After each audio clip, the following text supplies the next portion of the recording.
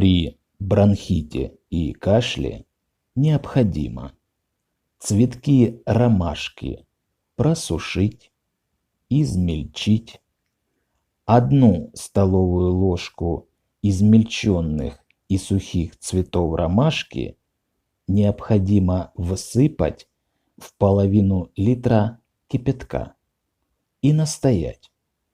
После этого процедить и принимать при кашле.